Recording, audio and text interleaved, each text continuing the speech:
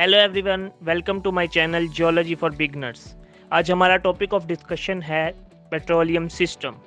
इसमें हम देखेंगे कि पेट्रोलियम सिस्टम होता क्या है, इसके डिफरेंट प्रोसेसेस और एलिमेंट्स कौन से हैं। तो चलिए स्टार्ट करते हैं। लेकिन स्टार्ट करने से पहले अगर आपने अभी तक मेरे चैनल को सब्सक्राइब नहीं किया तो आपसे दरख्वास्त है कि इसको सब्सक्राइब करें और बेल आइकन पर प्रेस करें ताकि आइंदा आने वाले लेक्चर आप तक बआसानी पहुंच सके। तो चलिए स्टार्ट करते हैं। सबसे पहले बात करते हैं कि पेट्रोलियम सिस्टम होता क्या है। पेट्रोलियम सिस्टम जियोलॉजी के अंदर एक इम्पोर्टेंट कंसेप्ट है जो कि हमें बताता है कि किसी एरिया में ऑयल या गैस की अकोमुलेशन या फॉर्मेशन होगी या नहीं। उसके लिए कौन से प्रोसेसेस रिक्वायर्ड हैं, उसके लिए कौन से एलिमेंट्स या फैक्टर्स रिक्वायर्ड हैं, वो तमाम चीज़ें जो है वो उसको हम कलेक्टिवली पेट्रोलियम सिस्टम बोल देते हैं। हम देखेंगे कि वो कौन से प्रोसेसेस हैं और वो कौन से एलिमेंट्स हैं जो कि एक पेट्रोलियम सिस्टम बनाते हैं किसी एरिया में। तो देखते हैं सबसे पहले प्रोसेसेस। तीन मेन प्रोसेसेस होते हैं। जनरेशन ऑफ पेट्रोलियम, अब ऑयल और गैस का जो कम्बिनेशन है इसको कलेक्टिवली मैं पेट्रोलियम की टर्म बोल रहा हूँ। सेकंड पे आती है माइग्रेशन और फिर अकोमोलेशन। सबसे नीचे अगर आप फिगर में देखें तो generation of petroleum, generation means के जो ऑर्गेनिक मैटर होता है जब वो थर्मली मेच्योर होता है वो इस काबिल हो जाता है कि वो ऑयल बनाने या गैस बनाने के काबिल हो जाता है, तो वो उसको हम बोलते हैं जनरेशन ऑफ पेट्रोलियम या generation of oil and gas के वहाँ से मतलब जनरेट होना स्टार्ट होता है। और ये सब कुछ जो जनरेशन होती है ये सोर्स रॉक में होती है। अब सोर्स रॉक के बारे में भी आगे चल के पढ़ेंगे। सेकंड पे आती है माइग्रेशन। जैसा कि आप देख सकते हैं माइग्रेशन सेंटर के अंदर, माइग्रेशन बेसिकली क्या होती है कि ट्रांसपोर्टेशन या कह लें कि मूवमेंट होती है ऑर्गेनिक मैटर की, या जो ऑयल ऑर्गेनिक मैटर जो थर्मली मेच्योर हो जाता है और हाइड्रोकार्बन्स में टर्न हो जाता है, उन हाइड्रोकार्बन्स की सोर्स रॉक से रेजर्वायर रॉक की तरफ जो मूवमेंट होती है उसको माइग्रेशन बोलते हैं। अब ये माइग्रेशन भी दो तरह की होती है। एक होती है प्राइमरी माइग्रेशन, सेकेंडरी माइग्रेशन, फिर फर्दर टर्शरी या और भी होती हैं, लेकिन जो मेन इंपॉर्टेंट प्राइमरी और सेकेंडरी होती है। प्राइमरी क्या होती है, जैसे कि आप फिगर में देखें कि सोर्स रॉक से रेजर्वायर रॉक के अंदर जो हाइड्रोकार्बन्स मूव कर रहे होते हैं उसको हम प्राइमरी माइग्रेशन बोलते हैं। सिमिलरली अगर जो सेकेंडरी माइग्रेशन होती है वो क्या होती है, विद इन रेजर्वायर रॉक एक जगह से दूसरी जगह जो मूवमेंट है वो सेकेंडरी, या एक रेजरवायर से किसी आउटर साइड मतलब दूसरे रेजरवायर के अंदर भी मूवमेंट को सेकेंडरी हम माइग्रेशन बोलते हैं। तो माइग्रेशन बेसिकली क्या हुई, the movement of hydrocarbon from one place to another is called migration. फिर थर्ड इंपॉर्टेंट प्रोसेस है कॉमुलेशन, या इसको प्रिजर्वेशन भी बोलते हैं। ये क्या होती है अब देखते हैं। अब देखें कि ये मोस्टली रेजरवायर रॉक के अंदर अकोमुलेशन या प्रिजर्वेशन होती है हाइड्रोकार्बन्स की। क्यों? क्योंकि रेजरवायर रॉक जो होता है वो परमिएबल होता है, उसके अंदर से जो हाइड्रोकार्बन्स है वो इजीली ट्रांसमिट कर सकते हैं एक जगह से दूसरी जगह। अ, अब इसके ऊपर एक कैप या सील रॉक होती है जो इसको रोकती है, इस वजह से ये प्रिजर्व हो जाते हैं हमारे रेजरवायर रॉक के अंदर, जैसे कि आप पिक्चर में भी देख सकते हैं। तो ये थे प्रोसेसेस।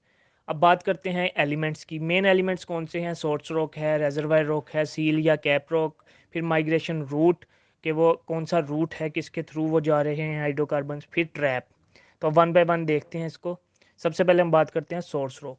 सोर्स रॉक बेसिकली क्या होती है कि एक फाइन ग्रेन्ड रॉक होती है जो कि हाइड्रोकार्बन जनरेट करती है। ठीक है, तो ये यहाँ से जनरेट होते हैं हाइड्रोकार्बन जो बाद में फिर माइग्रेट करते हैं।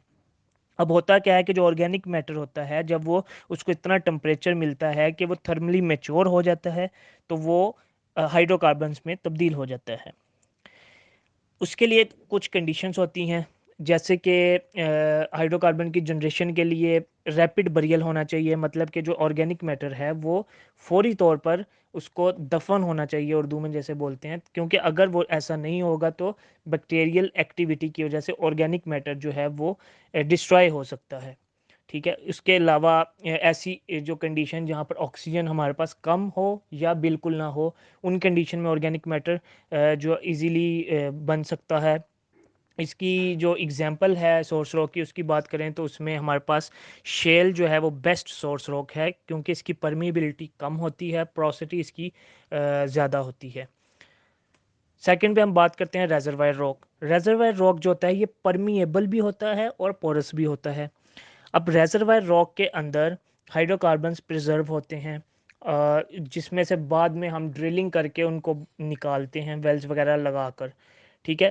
तो ऐसी रॉक जिसमें माइग्रेशन के बाद हाइड्रोकार्बन्स प्रिजर्व हो जाएं या अकोमुलेट हो जाएं, उसे हम रेजरवायर रॉक्स कहते हैं। इनकी एग्जांपल्स में सबसे बेस्ट है सैंडस्टोन। ठीक है। इस सिमिलरली लाइमस्टोन। पाकिस्तान में सबसे बेस्ट रेजरवायर्स जो हैं वो लाइमस्टोन्स में हैं। फिर अगर हम बात करें थर्ड वन की, सील या कैप रॉक, इसमें क्या होता है, ये भी एक ये होती है इम्परमिएबल रॉक। इसके अंदर परमिबिलिटी बहुत कम होती है या ना होने के बराबर। ये क्या, इसका काम क्या होता है कि ये एज ए सील एक्ट करती है या एज ए कैप एक्ट करती है on the top of reservoir, और ये हाइड्रोकार्बन्स की जो अपवर्ड मूवमेंट होती है उसको रोकती है, ताकि हाइड्रोकार्बन्स वेस्ट ना हो, बाहर ना जाए। तो ये एक पेट्रोलियम सिस्टम का अहम एलिमेंट है, क्योंकि अगर सील ना हो तो जो हाइड्रोकार्बन्स माइग्रेट करेंगे वो बाहर निकल जाएंगे और सरफेस फ्लो हो जाएगा। तो इस वजह से कैप रॉक इज़ इम्पॉर्टेंट। फिर माइग्रेशन रूट की बात करें, तो जैसे कि मैंने पहले बताया माइग्रेशन प्रोसेस में कि एक जगह से दूसरी जगह जो मूवमेंट होती है उस रूट को माइग्रेशन रूट बोलते हैं। फिर लास्ट पे आता है ट्रैप।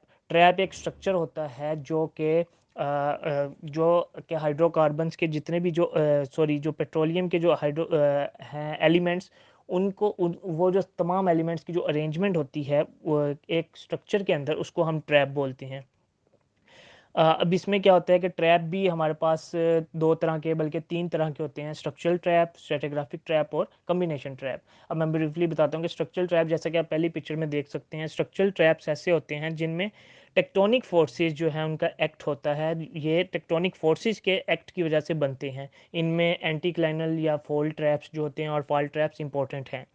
जो स्ट्रेटिग्राफिक ट्रैप होते हैं ऑन द अदर हैंड, वो उसमें टेक्टोनिक फोर्सेस का एक्ट नहीं होता, बल्कि वो फेशियस चेंजेस की वजह से, मतलब कि जो रॉक्स के अंदर जो चेंजेस आती हैं, स्ट्रेटिग्राफिक चेंजेस, उनकी वजह से वो डेवलप होते हैं। इनकी main example pinch out traps हैं, अनकन्फर्मिटी ट्रैप्स हैं, रीफ ट्रैप्स हैं। ठीक है। और इन दोनों का जो कम्बिनेशन के, मतलब ऐसा सिस्टम जहाँ पर ये दोनों इकट्ठे मौजूद हों, स्ट्रक्चरल भी हों स्ट्रेटिग्राफिक भी हों, उसको हम कम्बिनेशन ट्रैप्स कहते हैं। तो ये एक ब्रीफ सा ओवरव्यू था पेट्रोलियम सिस्टम का। तो बाकी फर्दर ट्रैप्स के ऊपर हम एक अलग से लेक्चर करेंगे डिटेल के अंदर। तो hopes you enjoy the lecture. Thanks for watching.